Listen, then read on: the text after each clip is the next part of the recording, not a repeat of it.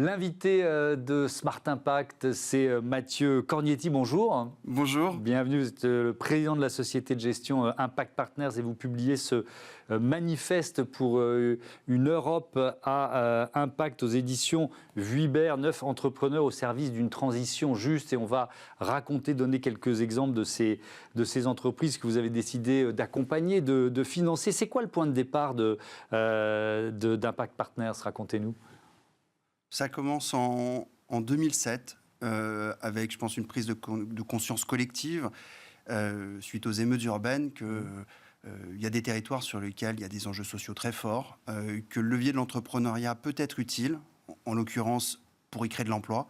Et donc, voilà, c'est l'idée d'associer la finance à un enjeu social fort. Et puis, depuis 2007, depuis plus de 15 ans, on a construit une plateforme qui est aujourd'hui reconnue comme une plateforme leader en Europe sur ces sujets sociaux, parce que très naturellement, beaucoup opposent la rentabilité au social. Ouais.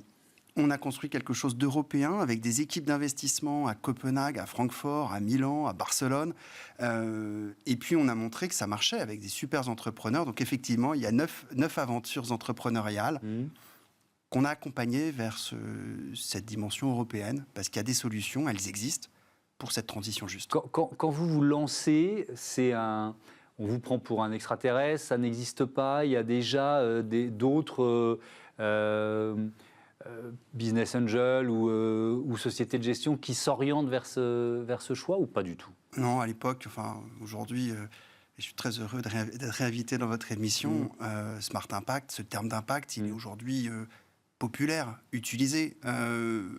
Mais faut imaginer qu'en 2007, en 2009, quand on a la société de gestion, le mot même d'impact investing n'existe pas. Donc c'est juste... on ne va pas dire extraterrestre, mais très clairement, c'est beaucoup de gentillesse, beaucoup d'investisseurs qui me disent à Mathieu et à toute l'équipe, à Abderzak, écoutez, on regardera deal by deal, on regardera ce que vous avez fait. Faites vos preuves, quoi. Ouais, et ça, c'est... ça, en fait, 15 ans plus tard, c'est une réussite, et malheureusement pour notre marché, c'est encore trop peu réalisé. Voilà. Mais il faut des histoires comme les nôtres. Oui, quand vous dites ne pas opposer social et rentabilité, ça faisait partie des défis que vous souhaitiez relever dès le départ, c'est-à-dire faire cette démonstration? Cette démonstration, elle n'est pas évidente, ça dépend des modèles économiques. Oui. Si on prend un exemple social très fort qui est le logement, prenons l'hébergement d'urgence. Vous avez des personnes qui dorment à la rue. Il faut en urgence leur trouver un toit. Souvent, ce sont des familles. Et ce n'est pas que pour une nuit. Le résultat, c'est qu'en fait, si vous voulez faire un vrai accompagnement social, il faut aussi des cuisines. Il faut préserver la cellule familiale. Et si vous commencez à installer dans votre hôtel des cuisines, ça prend de la place, ça coûte plus cher, vous êtes moins rentable. C'est un exemple comme beaucoup d'autres où on se dit... Mais en fait, si jamais on s'adresse à une population plus précaire, ça va coûter plus cher, ça va être moins rentable, ça va être vendu moins cher, alors qu'en fait, il y a des modèles qui existent. Quand on a investi dans une entreprise qui fait du recyclage de matelas, vous pouvez retrouver dans le livre, oui. Le modèle est assez simple, c'est qu'en fait, quand vous ouvrez une usine, c'est une vingtaine d'emplois pour des personnes en insertion, donc des gens qui sont en grande difficulté pour rentrer sur le marché du travail, parce qu'elles sortent de prison, parce qu'elles sont primo-arrivantes. Et plus vous ouvrez d'usines, plus vous créez d'emplois pour ces personnes. Et ces emplois, c'est intéressant d'avoir cet agrément entreprise d'insertion, parce qu'ouvrir une usine, en général, vous n'êtes pas très bien accueilli par les riverains. Mais si le pouvoir politique local comprend que c'est 20 emplois pour des personnes fragiles, vous êtes accueillis les bras ouverts. Et donc, c'est une croissance, plus d'usines, plus de chiffre d'affaires. Et à la fin, évidemment, une vraie plus-value aussi pour les actionnaires. Mais pourquoi vous avez ce manifeste pour une Europe à impact? Vous vouliez insister justement sur une dimension européenne, sur une construction européenne autour de ces enjeux? Je pense que l'ADN d'Impact Partners, c'est quand on a un problème, voire même une frustration. Peut-être, là, on est sur de la psychologie, mais quand on a simplement une frustration, oui. On est né avec un passeport européen. C'est une réussite administrative. On a des élections européennes, c'est incarné. Mais en termes d'entrepreneuriat, c'est quoi l'Europe? Citez-moi une entreprise qui soit européenne. Voilà. Il y avait Airbus, oui, mais Airbus, mais Airbus aux US, ils sont américains. Et en Chine, ils sont chinois. Voilà. Cette réalité d'un entrepreneur en Europe, c'est que vous réussissez en France, on va vous orienter vers les US. Vous réussissez au Danemark, on va vous orienter vers les US. On est en plus sur des sujets qui sont très souvent hors sol, c'est-à-dire que vous allez prendre un développeur à Barcelone et aller chercher un client en Chine. Alors qu'en fait, sur nos sujets à nous, ces sujets sociaux, quand vous êtes avec un modèle qui fonctionne sur l'éducation des enfants autistes en France, eh bien, il va falloir, pour aller en Allemagne, au Danemark ou en Italie, adapter votre modèle, il va falloir un accompagnement, et c'est la raison de notre fonds. D'accord. Et donc, ça veut dire que...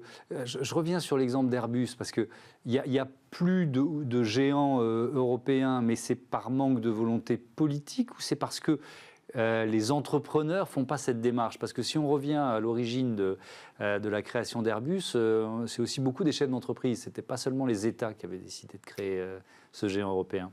Alors, pour moi, ces entreprises...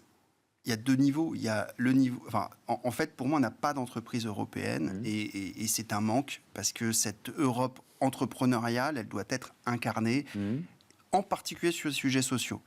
Maintenant, soit vous êtes une entreprise nationale, soit vous êtes internationale. Mais dès que vous êtes international, vous gardez votre nationalité. Voilà. Et voire même vous la gommez. Des exemples, si on regarde des exemples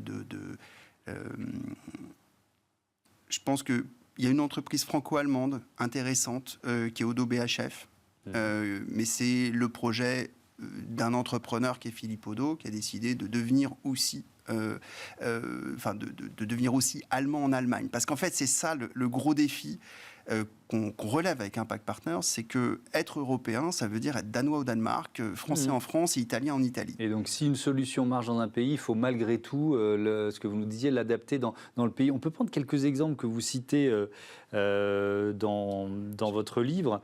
Là j'en ai peut-être le plus, avant que moi je choisisse les miens, le plus emblématique pour vous, c'est quoi? C'est toujours difficile de choisir. Mais je vais même, alors c'est pire encore, c'est que je vais, de façon totalement égocentrée, je vais revenir sur Impact Partners. Oui. Société de gestion, on est régulé en France, mais on est considéré comme danois au Danemark, avec une équipe d'investissement au Danemark, avec des investisseurs au Danemark, avec des entrepreneurs qu'on a financés au Danemark. Okay. Simplement, on est aujourd'hui une société européenne, une SE. Parce que quand vous allez au Danemark, vous venez pas en tant que Français expliquer ce qu'est le social. Même si les Français adorent expliquer les choses au monde entier. Avec un tout petit peu d'arrogance, mais bon. Voilà. Okay. Et donc, il faut être extrêmement précautionneux et vous avez l'obligation en Europe de vous adapter à un contexte local. Pour revenir à nos exemples d'entrepreneurs qu'on a accompagnés, je peux prendre l'exemple de PRS, Plastic Repair System, qui est un entrepreneur espagnol qui se dit qu'on a marre de voir des palettes en plastique qui sont utilisées dans certaines industries être jetées à la poubelle dès qu'elles sont abîmées. Et donc, il va inventer la soudure en plastique sur du plastique. Il va ouvrir 3 usines, 200 emplois pour des personnes en insertion. Et donc, on l'a aidé pour ouvrir une nouvelle usine. Vous l'avez financé à quel moment de son développement? Eh bien, en fait, on s'intéresse à... On a une période une période de détention, d'accompagnement de 5 à 7 ans. Si vous voulez devenir européen, par de la croissance interne ou externe, ça prend du temps. Et donc, il faut déjà un modèle économique éprouvé. Donc, on a attendu qu'il ait ces 3 usines qui tournent, qu'il ait ce chiffre d'affaires, que son modèle soit éprouvé, pour l'accompagner sur l'ouverture d'une nouvelle usine en Pologne. On va en ouvrir une autre en Roumanie. Je pense à Vélogic, qui est une entreprise basée à Lyon, qui est le spécialiste de la maintenance des flottes de vélos. Oui. De plus en plus complexes à maintenir. Et là aussi, c'est environ 200 emplois pour des personnes en insertion en France. C'est les Véligo, Vélogic, Véligo, Vélib et autres. Et la flotte de la Poste et on les a accompagnés pour ouvrir une nouvelle filiale à Glasgow avec une charity et avoir ce modèle qui associe une performance économique et une performance sociale. Tiens, je voudrais qu'on prenne un dernier exemple. C'est une plateforme d'interprétariat en Allemagne, c'est ça? Alors, je veux bien que vous nous expliquiez ce que c'est. Attention. C'est pas exactement ça? C'est pas ça, c'est que la société est autrichienne. Ah, voilà, si je leur dis allemand, ils vont être très en colère, ça je comprends. Exactement. Oui. En l'occurrence, c'est Félix, notre partenaire en Allemagne, à Francfort, qui a accompagné, identifié cet entrepreneur. Post-crise syrienne, un pays d'Europe, en l'occurrence l'Allemagne, s'est retrouvé avec un vrai enjeu d'accessibilité de certains services publics de base, pouvoir saisir la justice, pouvoir avoir un rendez-vous médical et la confidentialité et la fiabilité. Et donc, on a effectivement cette entreprise qui s'appelle SAVD, qui est basée en Autriche, qui propose des services d'interprétariat à distance certifiés pour certains services publics. Voilà, aider ces populations à trouver un emploi. Et malheureusement, avec la crise ukrainienne, voilà, c'est aussi ça, pour ça qu'on parle de transition juste, c'est que cette transition, elle aura lieu parce que le changement climatique aura lieu et que on aura des enjeux de migration, on aura des enjeux d'intégration.